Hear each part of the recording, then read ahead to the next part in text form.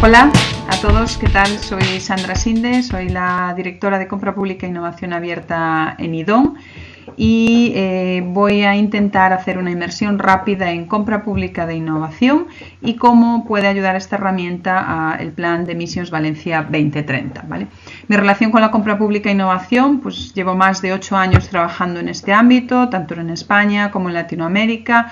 Bueno, he impulsado pues tanto el Foro Iberoamericano Compra Pública e Innovación como bueno, el principal proyecto de compra pública e innovación en Galicia en el ámbito de salud. Y bueno, en este tiempo pues creo que he pues, formado a más de 5.000 personas en distintos países. He acompañado a más de 15 entidades en más de 50 proyectos de compra pública de innovación y bueno, soy una fiel creyente de esta herramienta y además, bueno, pues en este último año también he trabajado con el desarrollo de proyectos de innovación enfocados a misiones. ¿Qué creo? Que sí, que la compra pública de innovación es una actividad de riesgo, pero que en este momento, y lo veremos un poco por esta situación que nos está tocando vivir, el principal riesgo ya está siendo no practicarla, ¿no? El quedarse atrás un poco en este escenario de nueva normalidad que estamos. ¿Cómo he estructurado un poco esta sesión? Que pretende ser eso, como una inmersión, donde se toquen 3 puntos claves enfocados a cómo volver un gobierno más emprendedor y utilizar la compra pública de innovación como la herramienta para lograrlo. El primer punto es una reflexión de cuáles son los retos que en este momento afrontamos y afrontan todos los gobiernos y en especial los gobiernos locales. La segunda, ofrecer una visión de por qué es importante la innovación pública abierta y cómo viene a ser una herramienta interesante en este escenario. Y finalmente, recomendar qué debemos de tener en cuenta a la hora de implementar con éxito las compras públicas de innovación. Entrando en la primera parte, en la reflexiva, bueno, me gustaría plantear que veníamos ya de un entorno VUCA, que seguro muchos de ustedes ya han escuchado, que tiene que ver con esa volatilidad en cuanto a los negocios, a cómo se está generando cambios muy significativos a nivel de todos los sectores, incerteza en cuanto a las tecnologías que emergen, esta disrupción en la que nos encontramos, complejidad a la hora de abordar problemas, ya son problemas complejos que no podemos atacar desde un área en específico y lo vemos claramente con cómo abordar problemáticas como las Smart Cities y ambigüedad, ¿no? En cuanto a cuál va a ser el futuro. Bueno, pues este escenario en el que ya nos tocaba vivir y aunque muchas entidades del sector público creían que era algo del ámbito privado y que no les afectaba, pues se ha transformado en este año en un escenario curva, ¿no? Este escenario curva, básicamente, si veis, es mover las letras e introducir una nueva, ¿no? Una nueva que es la remoto. Todo esto que teníamos de volatilidad e incerteza, ahora le hemos añadido una complejidad más y es que todo funciona a nivel remoto. Y la palabra tampoco es que sea traída por nada. Representa que vienen curvas, ¿no? Todos entendemos la expresión cuidado que vienen curvas. Más yo, que soy gallega y las carreteras en Galicia les puedo asegurar que tienen muchas curvas. ¿Qué pasa en un entorno cuando hay curvas? Bueno, pues lo que pasa es que una curva no te deja ver lo que pasa después de la curva, ¿vale? Y esto es lo que estamos viviendo en estos momentos, ¿no? Alguien decía que pensar en estos momentos en salir de esto es como si estuvieras en una habitación a oscuras donde de repente todas las estrategias o todos los planos que tú podías tener de esa habitación dejan de tener sentido porque te vas a desorientar completamente y lo único que va a funcionar es que empieces tocando a ver si encuentras la salida, ¿vale? Y eso no es más que experimentar y no es más que probar cosas nuevas y eso es innovar realmente. Es no estar tan atados a los planes, al que hay que hacer, a lo que hemos hecho, sino ensayar, probar, prueba y error. Entonces, un poco la invitación a que este futuro nos va a deparar es realmente movernos en este escenario donde sí o sí las carreteras ya van a ser siempre con curvas. El culpable, pues todos lo sabemos. No sé si en unos años podremos decir que ha sido el culpable o que en algunos casos ha sido un poco ese catalizador de procesos que realmente si no se hubiesen conseguido. Pero hoy por hoy es el que nos tiene opción, ¿no? ¿Qué tenemos aquí? Bueno, pues aquí tenemos... perdón, que no se mueve el vídeo. Creo que sí, ya se mueve. Bueno, esto no viene a ser más que una ola, una nueva ola que sumamos a la aceleración que ya veníamos arrastrando de lo que se llamaba la tormenta perfecta, ¿no? Como habían confluido el desarrollo de tecnologías disruptivas como la inteligencia artificial, la computación y todos estos elementos, el uso de drones, el cambio hacia el uso masivo de redes sociales, las nuevas exigencias de los consumidores y de nuestros ciudadanos, todo eso ya era una ola que estaba ahí, y lo que ha venido a hacer un poco el COVID es a que esa ola ahora es más grande, ¿no? Y pues lo que pasa es que cuando uno se sitúa ante una ola más grande, tiene varias actitudes. ¿Qué nos trae esta ola? Si intentamos un poco entrar adentro y ver qué hay, bueno, nos trae y nos va a dejar que tenemos que pasar a ser ciudades alerta. Ciudades que sean capaces de ofrecer seguridad y servicios cercanos a todos. Y esto es muy importante, ¿no? Es decir, esta ola no puede dejar a nadie atrás y no puede hacer que tengamos ciudadanos de primera y ciudadanos de segunda. Y tenemos que además ser capaces de estar alerta y de generar servicios mucho más preventivos. El desarrollo tecnológico, sin duda, nos ha quedado claro que es un driver y una pieza principal. Pero eso es lo importante, es un driver, es una herramienta. Pero lo importante de utilizar el desarrollo tecnológico es saber utilizarlo para enfocarlo a resolver problemas de manera ágil y centrada en las necesidades reales.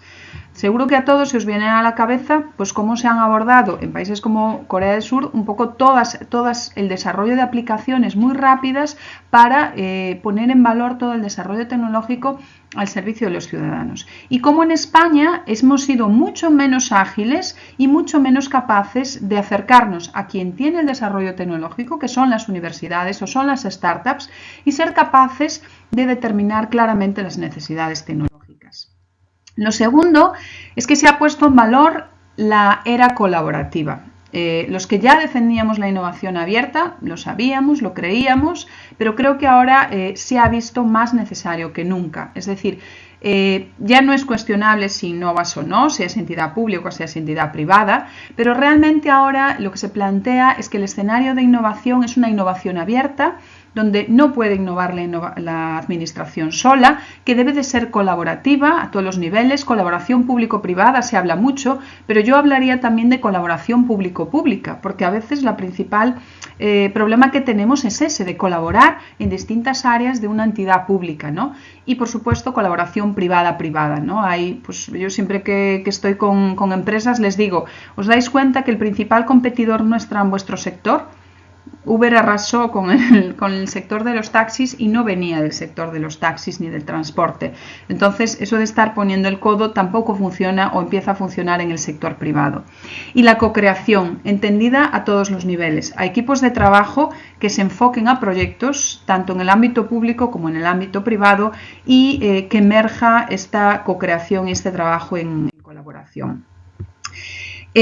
También esta ola nos ha dejado que colaborar con el sector privado, que hay un sector privado que realmente tiene propósito organizacional y valor compartido. Es decir, se ha visto muchas empresas comprometidas en el territorio en el que están y que quieren aportar. Y creo que esto también nos ofrece como una visión de hacia dónde podemos ir.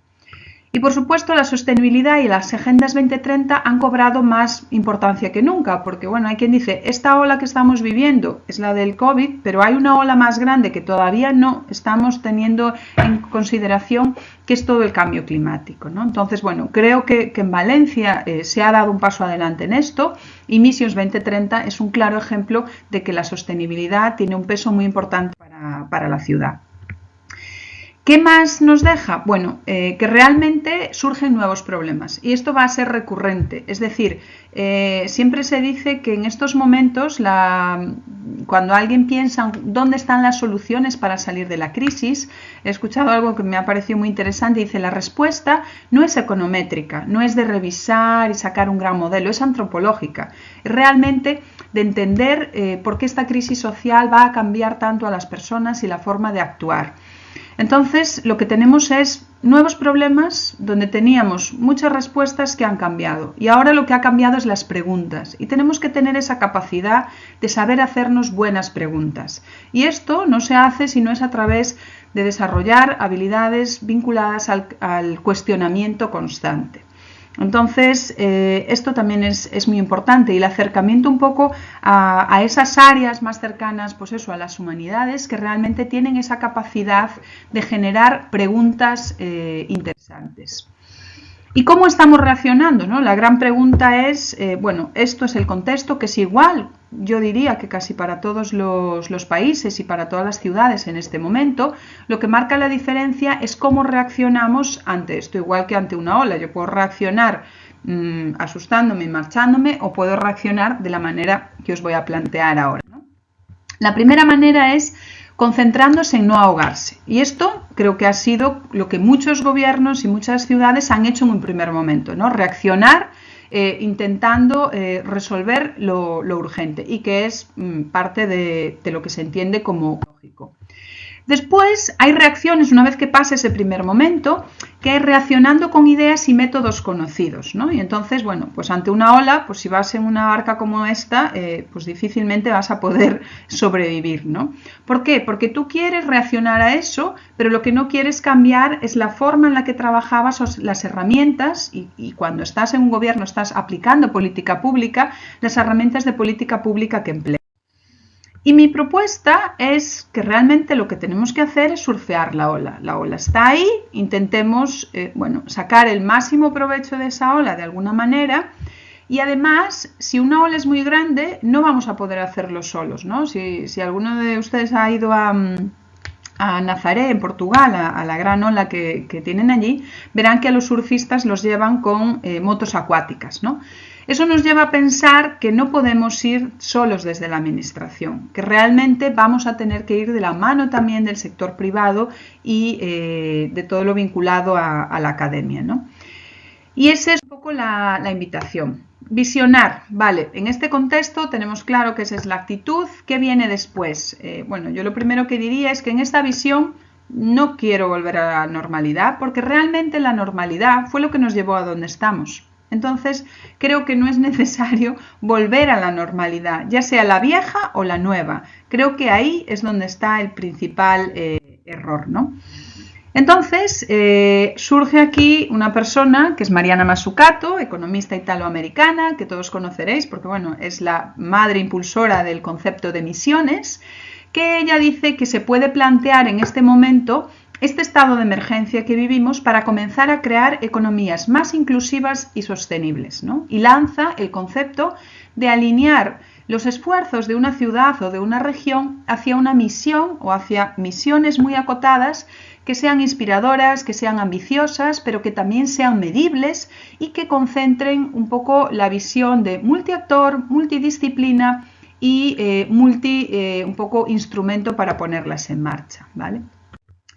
¿Y cómo hacerlo? Porque pues Mariana Mazzucato es una teórica, una economista muy reputada, pero realmente alguien podría decir, uy, eso es mucha teoría, ¿no? Bueno, pues una manera fácil de hacerlo realmente va a suponer transformándonos y transformar la forma en la que hacemos las cosas. Pero la primera palabra no está ahí de manera gratuita. Todo empieza por una transformación personal. Esto al final va a ser posible el transformar la ciudad de Valencia si las personas que están ahí liderando este cambio quieren hacerlo.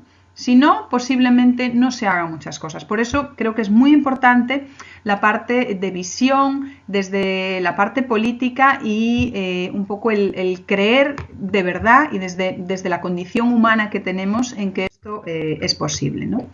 Y para eso creo que la herramienta o la salida es apostar por la innovación abierta. Es creer que la innovación abierta es la herramienta correcta a llegar a este camino. ¿Y qué nos encontramos con la innovación abierta? Y ahora me vais a permitir aquí, hay dos maneras de definirla. Voy a hacer una poco diplomática y más arriesgada y una que es la más teórica, ¿no? Bueno, si podemos entender, como decía Matt Ridley, que la innovación sucede cuando las ideas tienen sexo, en el sentido de que yo tengo que tener una idea que se une a una oportunidad, ¿no? Y hay muchos ejemplos de ideas que han nacido en un momento que no estaba la oportunidad ahí, ¿no? Por ejemplo, la cerveza sin alcohol. La cerveza sin alcohol surge en un momento en España donde realmente pues nadie tenía problemas con conducir si había bebido o así. Entonces, pues no, era un producto que no tenía mucho sentido.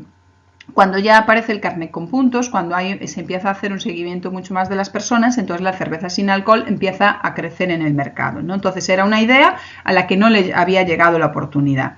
Y al revés, a veces hay oportunidades para las que no somos capaces de generar ideas. Entonces el proceso de innovación surge siempre, y por eso se une al proceso también un poco de fecundación, cuando una idea y una oportunidad se unen. Y a veces puedes tener 1000 ideas, pero el óvulo no estaba listo, o puedes tener un óvulo listo para el que no llegan ideas, ¿vale? Y ahí también es la magia de todo esto.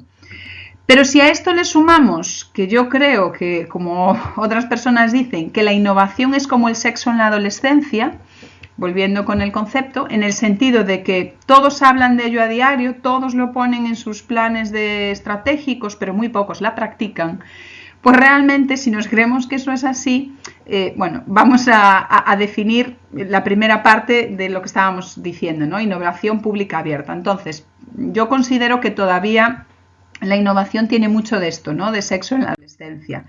Luego le añadimos el adjetivo pública. Bueno, pues imaginaros el sexo en público que te genera pudor, ¿no? Cuando menos es lo que te va a generar. Y creo que eso también es lo que genera a veces la innovación pública, de, ay, no, esto no es para nosotros, esto es del sector privado. Y ya le añadimos el siguiente adjetivo, abierta, y lo que nos parece es, bueno, esto es excéntrico, atrevido y demasiado rimbombante, ¿no? Entonces, para mí la innovación pública abierta se puede entender en este sentido, ¿no? Como excepcional, o se habla mucho, se practica poco, muy pudorosa y muy excéntrica. Y esta es la definición de lo que podría, pues ya lo que decíamos más metodológicamente, decir que es que está detrás de innovación pública abierta, ¿no? Y es la conexión e integración con actores externos a la administración pública que los haces copartícipes para crear valor público, ¿vale? Esto, dicho así, parece que es como muy teórico, igual cala más la primera, ¿no?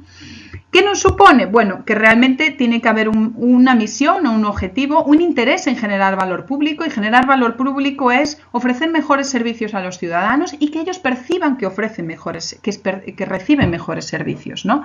Y puede hacerse a través de gobierno abierto, de la capacidad colectiva para crear, de transparencia, de participación y de canales de comunicación que generen un poco todos estos elementos, ¿no?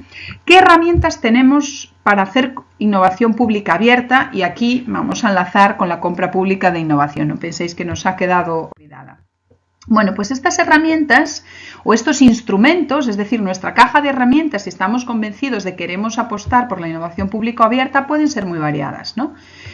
Pueden ser, bueno, aquí os las presento, vale. Aquí hemos generado un modelo que agrupa estas herramientas en función de lo que hemos percibido que la oferta las percibe por grado de interés y la sostenibilidad que pueden tener en el tiempo por la inversión y los recursos que consumen, ¿vale? Y con eso tenemos 4 cuadrantes, que sería el cuadrante donde tiene baja pertinencia y baja sostenibilidad, son herramientas que deberíamos evitar usar. El que tiene alta pertinencia para la oferta pero sostenibilidad baja, nos tenemos que articular con otros actores. Aquellos donde tenemos poca pertinencia y mucha sostenibilidad, debemos reinventarlos porque algo estamos haciendo que no está llegando como a las empresas interesadas. Y finalmente, en el cuadrante superior derecha tenemos aquellos que la oferta las considera muy interesantes y que aparte pueden ser sostenibles en el tiempo. Vale, pues si empezamos por el cuadrante, veis que ninguna está en las de evitar realmente, pero sí hay unas que están en las que sugieren reinvención, ¿no?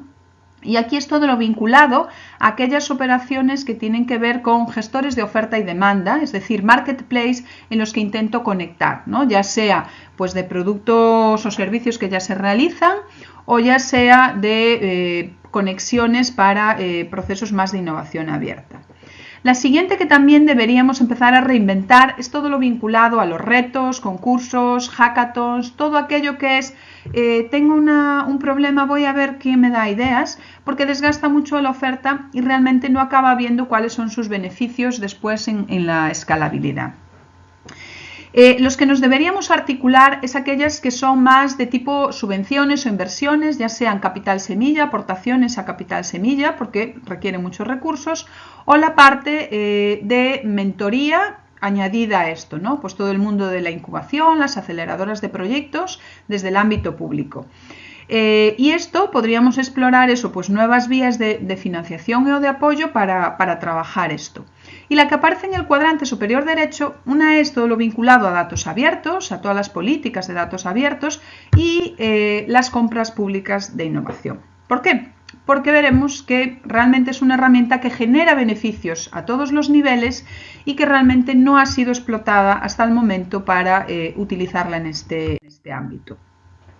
Entonces, la compra pública de innovación, ya centrándonos exclusivamente, pero sí me interesaba que entendieran que está en el marco de algo más amplio, que es las herramientas de innovación abierta, supone un cambio a todos los niveles. Supone un cambio en la forma en la que tendemos cómo vamos a participar o cómo vamos a incentivar la innovación privada, ¿no?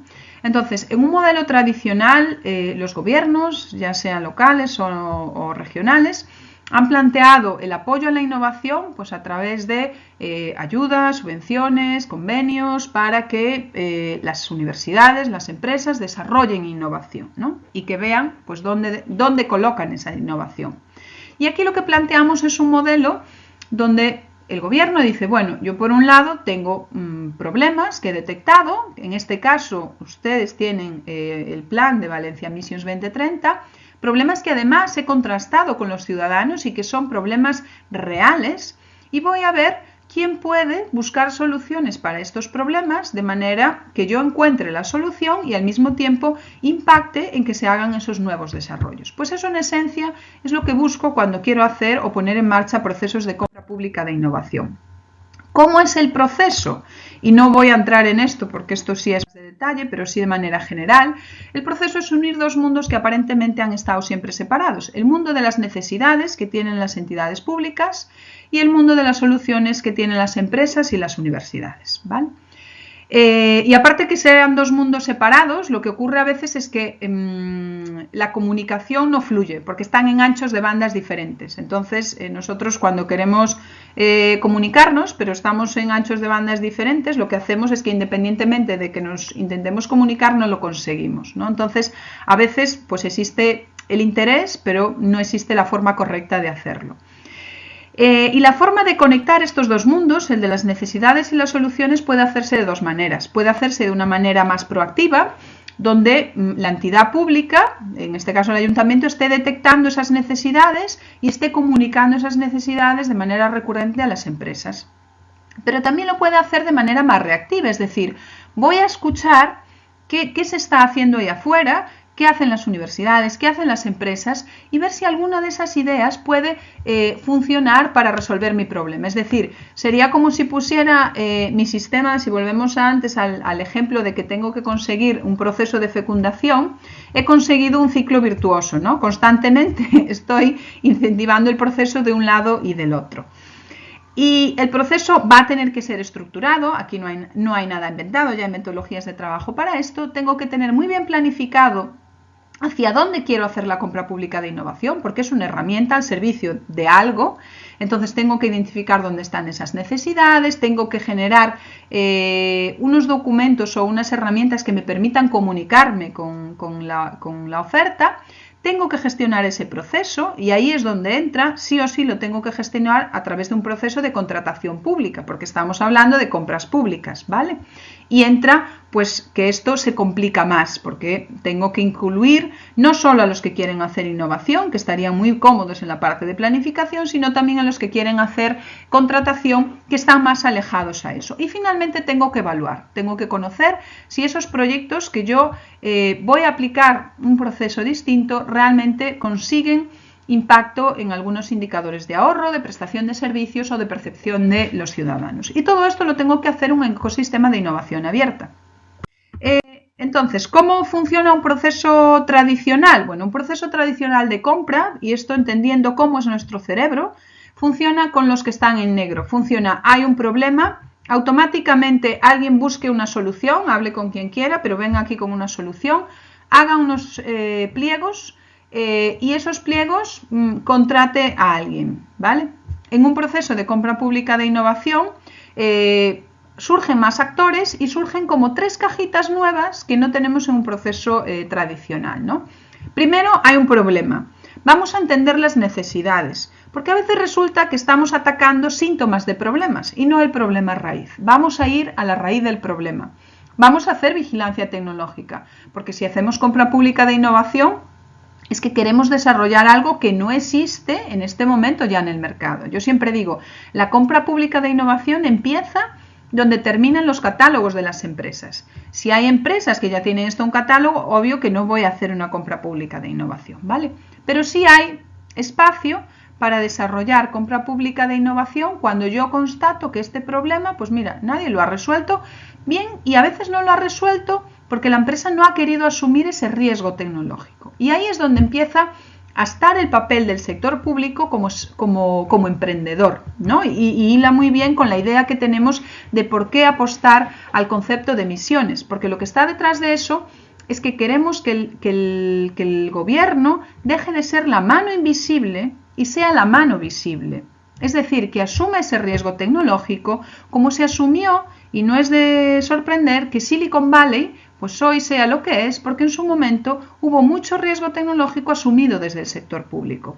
Entonces hay quien dice Silicon Valley es un verdadero hub de compra pública de innovación, porque para llegar ahora a tener todas las empresas innovadoras que tienen desarrollando productos, es porque décadas atrás hubo entidades del sector público que estuvieron invirtiendo en investigación y desarrollo. Y esa es una visión que tenemos que entender, que es nuestro rol como entidad pública local si queremos sumarnos a esta corriente, ¿vale?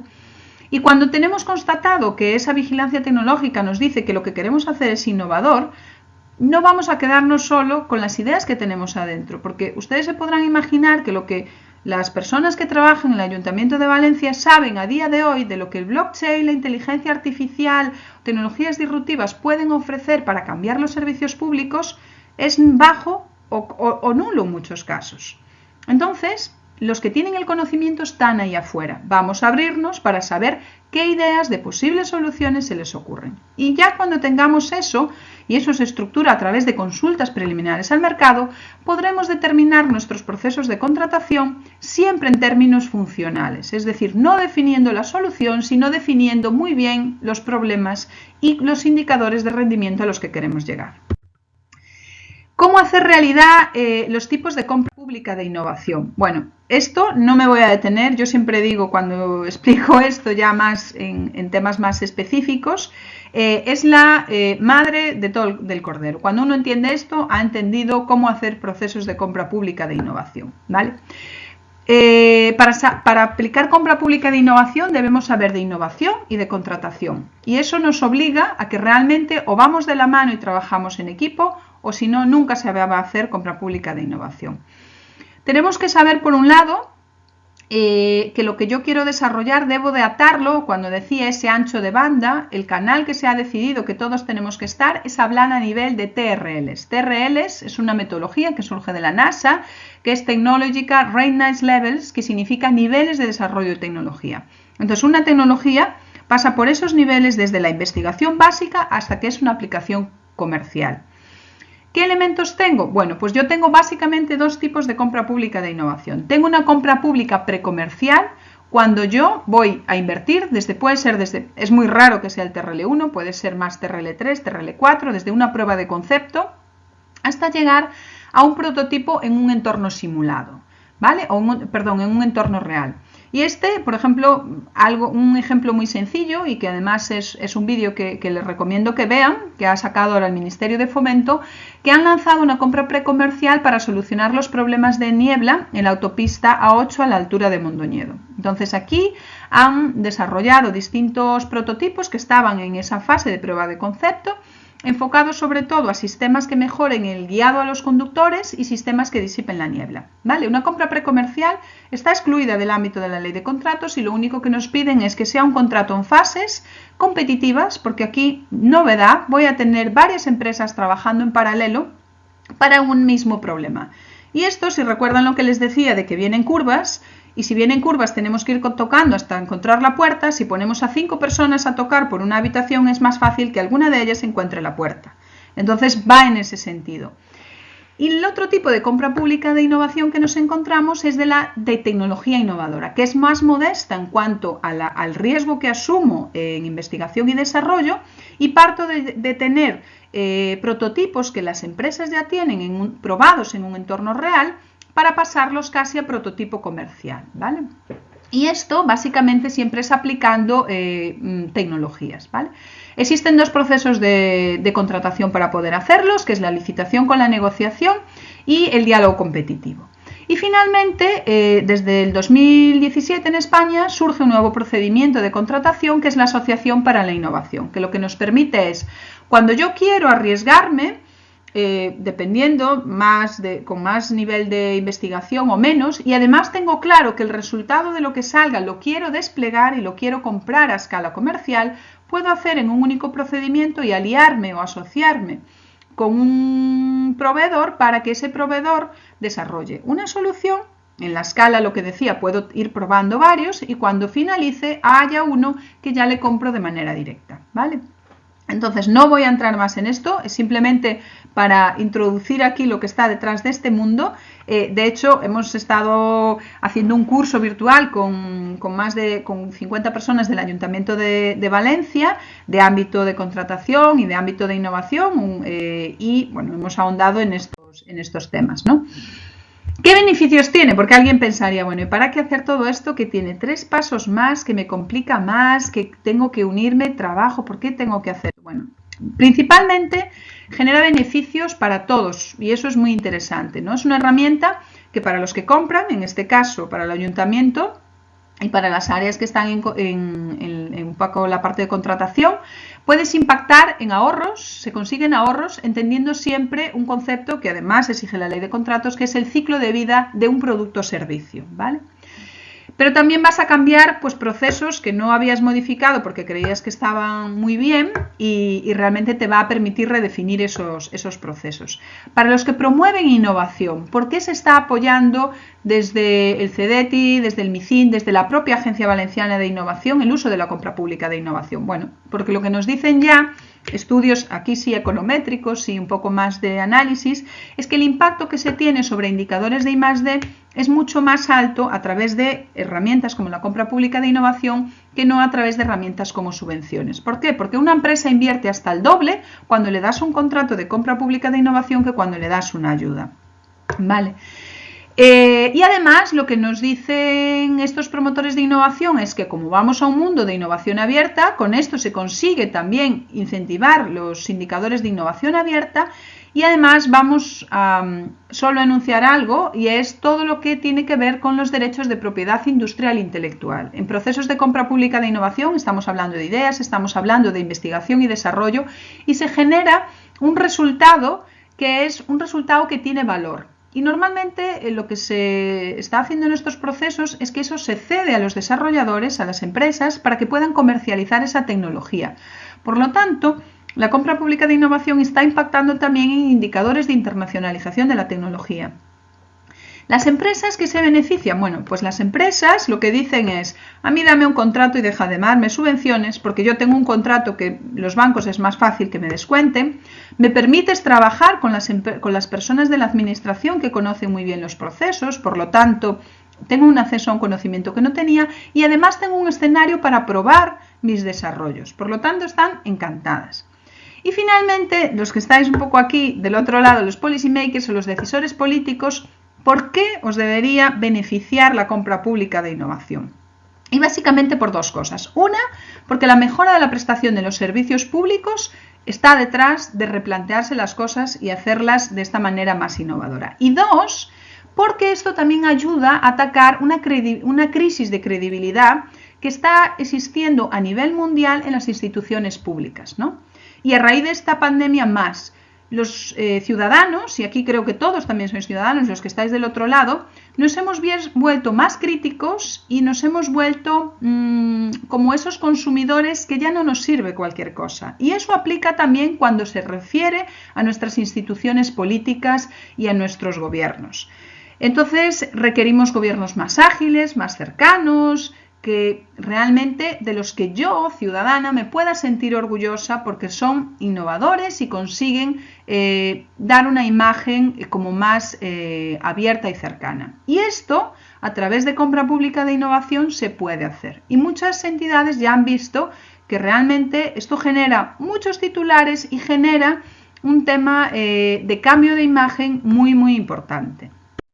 Dicho esto, que es muy beneficiosa, ¿qué nos vamos a encontrar? Nos vamos a encontrar que vamos a tener que afrontar un cambio de paradigma a los dos niveles. A nivel interno de la administración, de la demanda pública, porque vamos a tener que empezar a pensar en cómo encargamos tecnología del mañana en lugar de comprarlo del ayer.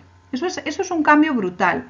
Pero es que los que están del otro lado, la oferta, también va a tener que cambiar, porque ese modelo en el que yo respondo al sistema, doy lo que me piden, ya no va a ser así. Van a tener que compartir su conocimiento y van a tener que volverse socios o entender que el sector público o que la entidad local es su socio, ¿no? Entonces, esto supone barreras a los dos niveles y hay que trabajar los dos niveles, tanto el fortalecer el cambio en la demanda como el cambio en la oferta. Y por sí va a ser un cambio de paradigma brutal que va a cambiar la relación entre unos y otros. Pero también nos ofrece una oportunidad que es que la innovación ya va a dejar de ser solo el objetivo del servicio de innovación. Las áreas de gobierno que creen que la innovación es competencia solo de su servicio de innovación son de un siglo que ya ha pasado. ¿Por qué? Porque los que ya tienen que promover la innovación es todo el sector público, es todas las áreas de gobierno, independientemente de si es la consellería o el área de medio ambiente, la de transporte, la de infraestructuras, la de turismo, todas como sector público tienen esa necesidad o esa competencia para poder innovar y tienen que hacerlo con los ciudadanos y con las empresas. ¿Y por qué? Porque a través de la contratación pública es una herramienta que todos tienen. Es más, es que no es el servicio de innovación el que tiene la herramienta de la contratación pública, la tienen estas áreas que tienen prestación de servicios directas a los ciudadanos.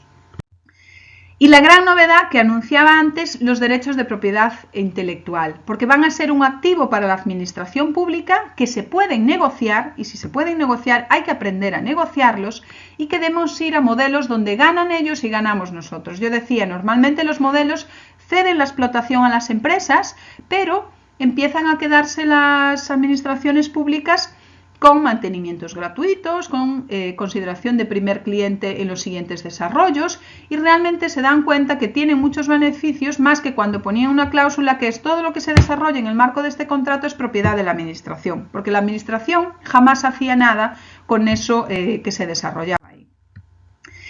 ¿Cuál es el poder? Dije antes, y lo he repetido mucho, la compra pública de innovación es una herramienta y como toda herramienta tiene que hacer frente a una estrategia. ¿Cuál es esa estrategia? Pues no es única. La estrategia puede ser, y les he puesto varios ejemplos de proyectos que están en marcha, convertir una problemática sectorial o regional en una oportunidad. Y esto es un ejemplo de mi región, de Galicia, el Servicio Gallego de Salud. En el 2012 se plantean, tenemos un problema regional que es que somos la población más envejecida de Europa. A día de hoy, más del 25% de la población tiene 65 años o más. ¿Qué supone esto para un sistema de salud? Pues supone mucho enfermo crónico, pluripatológico, que realmente demanda muchos servicios de asistencia sanitaria y genera crisis en la sostenibilidad financiera. Entonces tienes dos opciones, decir, bueno, pues en 10 años he hecho el cierre o empiezo a pensar en que tengo que cambiar el modelo asistencial. Y eso es lo que hace el Servicio Gallego de Salud en 2012, poniendo en marcha los dos planes de innovación sanitaria que han sido pioneros en Europa y han sido premios además a nivel europeo de compra pública de innovación, financiados con 90 millones de euros de financiación FEDER para generar un cambio de asistencial Innova Saúde enfocado a prestar servicios de manera distinta y Hospital 2050 a repensar el hospital del futuro, ¿vale? Enfocado sobre todo a cómo conseguimos empoderar más a esos pacientes crónicos que puedan ser autogestores de sus enfermedades y cómo hacemos que vayan al hospital lo menos posible y cuando vayan permanezcan lo menos posible. De ahí surgieron 23 proyectos de innovación que se han desarrollado. Y algo que me da mucha alegría es que uno de los proyectos que se desarrolló en ese momento, que fue una plataforma de atención de pacientes en casa, que se generó para atender el problema de enfermedad obstructiva crónica, de POC, ahora se ha usado en época de COVID para monitorear en casa a los pacientes de COVID, ¿no? Entonces, creo que es un ejemplo muy interesante de cómo ir por delante cuando surgen luego esos problemas, no te pilla a contrapié, ¿vale? Otro ejemplo, y ¿por qué pongo dos ejemplos de Galicia? También os diré, Galicia, de los fondos que hasta ahora mismo europeos han gestionado de compra pública de innovación, ha gestionado casi el 50% de esos fondos a nivel nacional. Y porque hubo una apuesta desde ese momento desde el Sergas y eso generó un efecto bola de nieve. Pues realmente eso hizo que la Agencia Gallega de Innovación también planteara un proyecto que es el proyecto Civil EU Apps Initiative, que plantea cómo generar en Galicia un polo de I+D+I enfocado a drones, ¿vale? Y esto partía, veis que la estrategia era totalmente distinta. Aquí es una oportunidad que era un aeródromo que estaba en desuso, en Rozas, en Lugo, y se plantea, ven una tendencia que el tema de drones está cobrando mucho peso en el 2016 y se plantean por qué no nosotros nos posicionamos para ser un polo de desarrollo de tecnología y de soluciones basadas en drones. Y para eso vamos a generarle demanda a los que quieran venir aquí a investigar. Y plantearon un proyecto de compra pública de innovación donde las distintas áreas del Gobierno de la Xunta de Galicia identificaron problemáticas, ya fuera pues para furtivismo en la costa, para control de incendios, para gestión de sistemas agrarios de la política agraria común, que pudieran ser resueltos a través de uso de drones, ¿no? Y a partir de ahí, bueno, pusieron en marcha muchas más iniciativas, crearon una propia aceleradora para este tipo de proyectos. Y bueno, creo que es una estrategia que no tiene nada que ver con la otra. Otra estrategia es, que está de cuarta, pero la voy a decir de tercera, me dejo la de Valencia para el final, es la que ha hecho el gobierno británico poniendo en marcha GovTech Catalyst. GovTech Catalyst es un programa que intenta acelerar el proceso de transformación digital del sector público. Y en este programa se están concentrando todas las proyectos que tengan que ver con transformación digital de todas las áreas de gobierno de Reino Unido se gestionan y se realizan a través de este laboratorio de GovTech, ¿no? El GovTech no deja de ser un ecosistema donde los gobiernos quieren desarrollar proyectos de transformación digital en colaboración con startups, ¿vale? Y finalmente, la última estrategia, y que creo que tiene mucho sentido también, es por qué no utilizamos la compra pública de innovación para cumplir objetivos ambientales y sociales vinculados a los objetivos de desarrollo sostenible con una visión de Misión Oriente, ¿vale? Y esto es la estrategia que está detrás de Missions Valencia 2030. Por tanto, es una vía o una estrategia que puede soportar muy bien la utilización de esta herramienta. ¿Qué ha pasado? Les voy a hacer un viaje muy rápido por los 10 años de CPI en España. Hace 10 años pues éramos dos hablando de esto y poco más. En estos 10 años han pasado muchas cosas, pero tampoco tantas.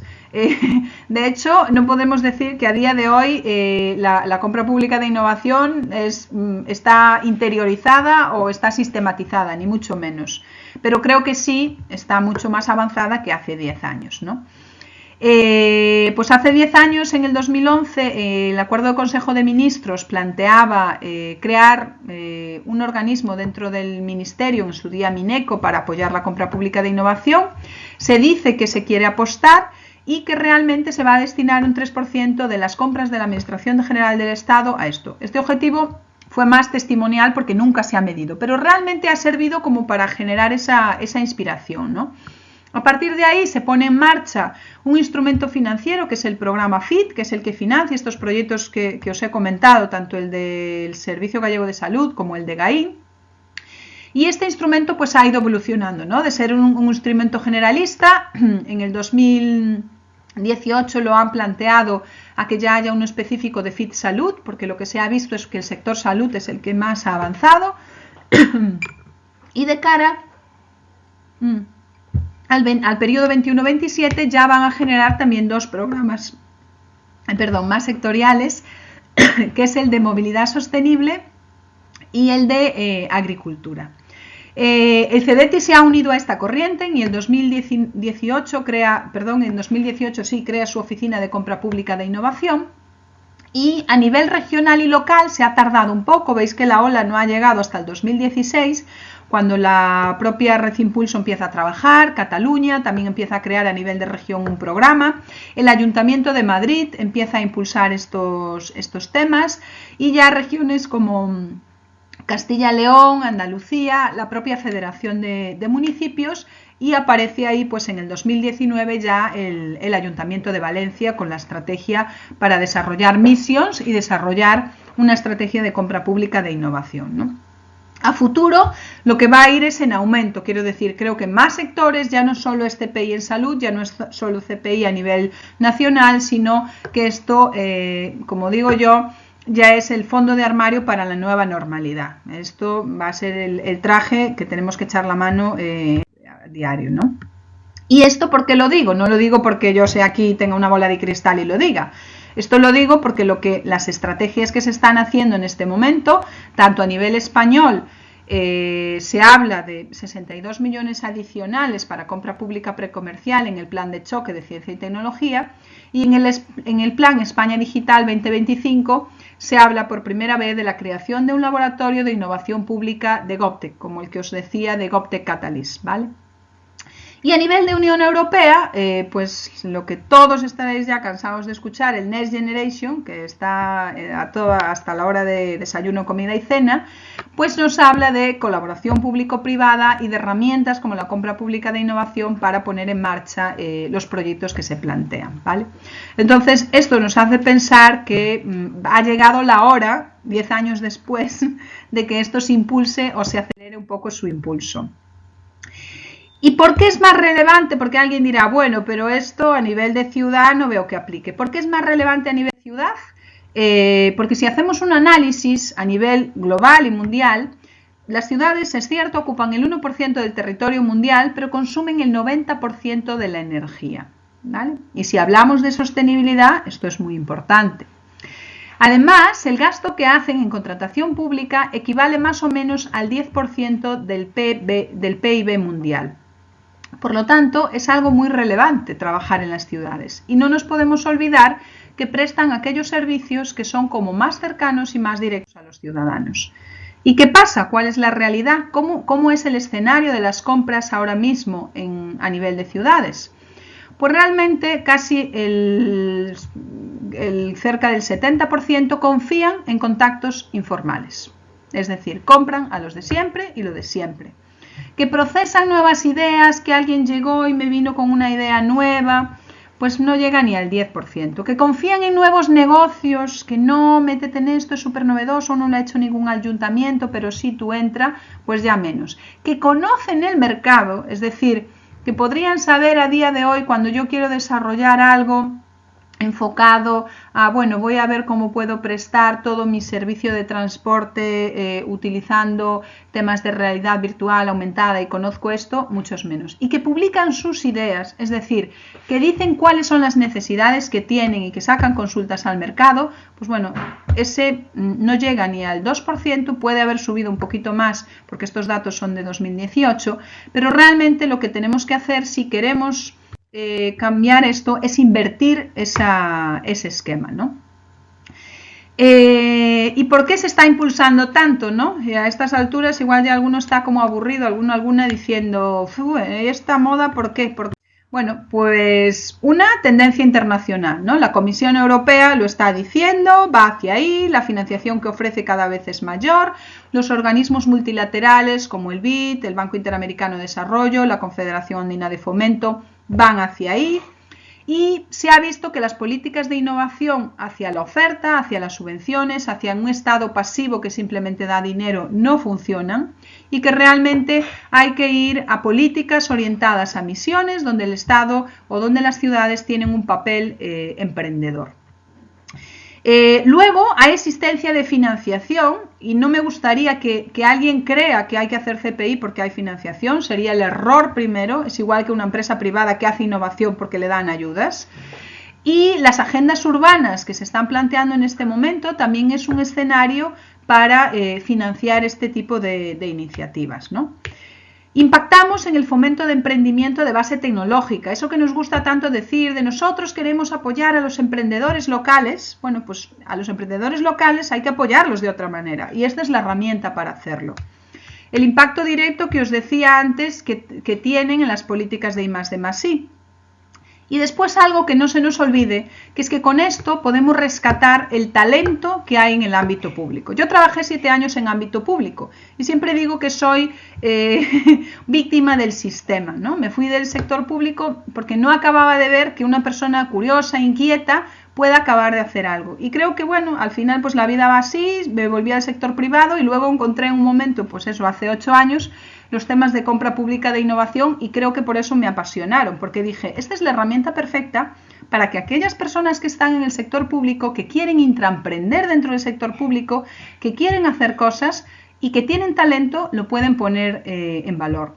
Entonces, creo que también es hora de mirar hacia adentro y de realmente plantear esa transformación que necesitamos del sector público, ¿no? Porque es eso, es la última que está ahí. Finalmente, si conseguimos que esas personas que tienen esa capacidad de cambiar la administración les dejamos hacer, siempre digo, la primera innovación en el sector público es dejar innovar. Si les dejamos hacer, acabaremos consiguiendo la transformación y acabaremos consiguiendo eso que queremos de organizaciones innovadoras y sostenibles, porque al final las organizaciones no son más que la suma de las personas que están ahí. Si no dejamos que esas personas realmente cobren visibilidad y puedan poner en marcha estos proyectos, nunca conseguiremos tener esas organizaciones innovadoras y sostenibles. Es muy difícil que una organización sea así si sus líderes no lo son y si sus líderes no dejan que otros sean líderes también más innovadores. Y esto tiene que ver, esto es un modelo que hemos desarrollado desde IDOM para trabajar con administraciones públicas. Creemos que la compra pública de innovación lo que hace es arrastrar elementos de cultura de innovación y de gestión de innovación en el sector público. Por lo tanto, si empezamos con si fuese esto como un rompehielos, la compra pública de innovación es el rompehielos de la innovación en el sector público. Y ya finalizando, que creo que me voy a alargar un poco del tiempo, vamos a, bueno, ¿cómo hacemos esto y lo bajamos a la realidad? Y esto, bueno, es un artículo que yo he escrito pues hace unos 3 años o así, bueno, 2, 3 igual, un poco de mi experiencia en distintos países, con distintas organizaciones, en distintos sectores, y viendo por qué en algunos casos había funcionado la implantación de la compra pública de innovación y en otros no funcionaba, ¿no? Y eso pues dio lugar a que un poco hiciera esa reflexión y de ahí sacara pues esta teoría de las 4 Ds, porque vi que todos, en los casos en los que había éxito, estas 4 Ds se habían dado. La primera D, la de la decisión, tiene que ver con que realmente haya una decisión de creer en esto. Y esto es tomarse en serio la compra pública de innovación. Y pongo ahí el florero, porque claro, puedes hacerlo de 2 maneras. La innovación, la compra pública de innovación puede ser tomártela en serio o tenerla de florero, como algo accesorio, ¿no? Es como está aquí adornando y yo sí, yo hago eso, pero en realidad no me lo creo. Y aquí hay alguien que no sé si conocen, Xavier Marcet, que me parece que es como una mente brillante del management moderno, que él dice, a los defraudadores de la innovación se los conoce por sus agendas, porque realmente promueven la innovación, pero cuando tú vas a ver en su agenda qué dedican el tiempo, no dedican nada de su tiempo a eso, es decir, no tienen ninguna reunión al día para reunirse ni con empresarios, ni con universidades, ni están haciendo nada que tenga que ver con eso. Entonces, lo primero que les diría de cara a este 2021, revisen sus agendas y pongan la compra pública de innovación en su agenda, porque si no, no habrá decisión, por mucho que esté puesto en un plan estratégico del Ayuntamiento de Valencia. Creo que aquí hay una cosa que apunta a que se la han tomado en serio y es el acuerdo de pleno que ya existe para destinar y tener un objetivo de que en el 2025 el Ayuntamiento de Valencia destine el 3% a compra pública de innovación. Me parece que eso ya es algo muy interesante y que no ha hecho a día de hoy ningún ayuntamiento en España. Pero bueno, insisto, yo soy de las que cree que al final esto es cuestión del día a día. Me parece que es algo muy bueno, pero que hay que acompañarlo de hábito. Finalmente, disposición. Debemos de tener un equipo de personas y aquí la complejidad es que son personas que conozcan de innovación y personas que conozcan de contratación y que tienen que empezar a trabajar juntas. Y que estos equipos tienen que empezar a funcionar y a introducir incluso metodologías de trabajo más ágiles, tipo Scrum, que permita romper los esquemas de silos que existen en la administración, de yo hago lo mío, se lo paso al otro, primero yo, luego el otro, mi problema ya acabó y siguiente. No, esto es un proyecto en el que gente de contratación, gente de intervención, gente de asesoría jurídica y gente de las áreas técnicas que tiene que trabajar juntas desde el primer momento, con un enfoque más de ingeniería concurrente, es decir, todos estamos aquí desde el momento 1 hasta el momento 100 para finalizar este proyecto. Luego tiene que haber una definición y un procedimiento y unas herramientas concretas para poder hacer esto, ¿vale? Y eso parte de diseñar un procedimiento específico para el ayuntamiento. Y finalmente tiene que haber recursos, por eso creo que el acuerdo de pleno me parece que también va un poco, al final la D de decisión y la D de dinero va de la mano, porque el que tiene la decisión otorga el dinero, ¿no? Entonces, por ahí creo que ya hay mucho avanzado. Es decir, creo que a día de hoy, sinceramente, el Ayuntamiento de Valencia tiene todo para ser un ejemplo modelo de aplicación de CPI a nivel local de aquí a unos años. Y el mensaje final es que la chispa de todo esto es las personas que están detrás, ¿vale? Las personas que están detrás de todas esas áreas y que realmente van a querer hacer ese cambio. Y esto también me vais a permitir, pues es algo que también creé hace unos años, que tiene que ver con eso que os comentaba del ancho de banda, veis que está ahí ese elemento que intenta comunicar, que necesitamos generar ese puente entre los agentes internos y los agentes externos y que tenemos que entender que hay una simetría de conocimiento. Es decir, cuando nosotros nos juntamos con las empresas y con las universidades, ellos saben mucho de tecnología, saben mucho de innovación, de investigación, pero saben muchas veces poco de cómo funciona una administración y de los problemas que podemos tener. Y al revés, nosotros sabemos mucho de eso, pero no sabemos de lo otro. Entonces, lo que se requiere aquí es humildad de conocimiento, es decir, es valorar el conocimiento del otro, porque me he encontrado falta de humildad de los dos sitios. Me he encontrado entidades públicas que dicen, no, es que es imposible hablar con las de la universidad porque están en su mundo y no nos entienden. Y he ido a los de las empresas o las universidades y dicen, es que estos no, es que no saben que están ahí a 30 años ya, que todo eso ha pasado y están súper anticuados, no saben de qué hablan. Y entonces, pues bueno, es difícil cuando las posiciones son esas, ¿no?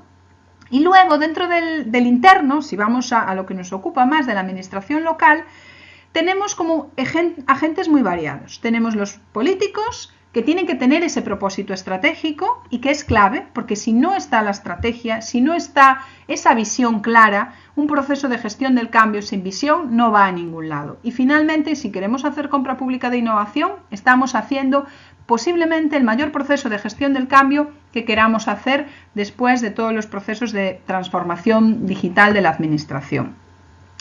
Tenemos a los técnicos. A los técnicos, ¿qué les va a afectar? Pues todo lo que tiene que ver con las especificaciones funcionales, con esto que hemos dicho del ciclo de vida de producto, con los niveles de desarrollo de tecnología. Tenemos que enfocarlos a darles herramientas para que se muevan y entiendan esto.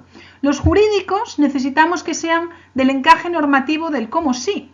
Es decir, que cuando le dices una compra pública precomercial, qué bien, sale fuera del marco de la ley, no se asusten y digan, ¿y ahora qué aplico? Sino digan, qué bien que puedo hacer lo que quiera, entre comillas.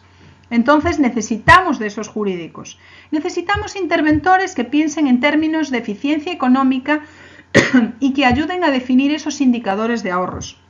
Y necesitamos personas de contratación menos operativas y más estratégicas, que realmente den el salto al conocer el mercado y conocer los sectores, porque yo no estoy pensando que te voy a comprar lo que me des, sino que voy a estar demandando y sabiendo más que tú cuando me siento en una mesa a negociar.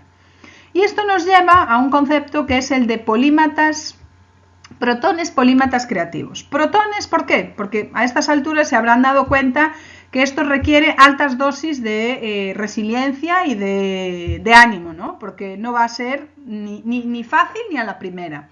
Entonces necesitamos gente que venga cargada con energía positiva y a poder ser todos los días. Le podemos permitir varios días al año que igual no. Polímatas en el sentido de que van a tener que saber más que de su área concreta, que vamos a tener que ser como esos griegos que eran filósofos, matemáticos, médicos y tenían ese abanico de conocimientos. Y creativos porque es hora de hacer las cosas de manera distinta, ¿vale? Entonces, si realmente generamos esto dentro, lo conectamos bien con lo de afuera, acabaremos respondiendo a lo que nos gusta tanto decir de la ciudadanía en el centro, ¿vale? Pero solo es posible si hemos trabajado antes todo lo que queremos hacer. Y ya finalmente, ¿qué conseguiremos con esto? Pues bueno, descubriremos que hay un gran valor en dejar que los elefantes y las gacelas se complementen. Los elefantes son la administración pública, robusta, pero pesada, pero que da ese peso dentro de una selva en la que nos está tocando vivir, y las gacelas son ágiles, son cercanas y realmente lo que tenemos que hacer es convivir. Entonces, bueno, creo que me habían dicho 1 hora, me he pasado 50 segundos, espero que sea, pues eso, un poco, me habían dicho motivadora e ilusionante. Espero haber contribuido a que así sea y nada, un saludo. Chao.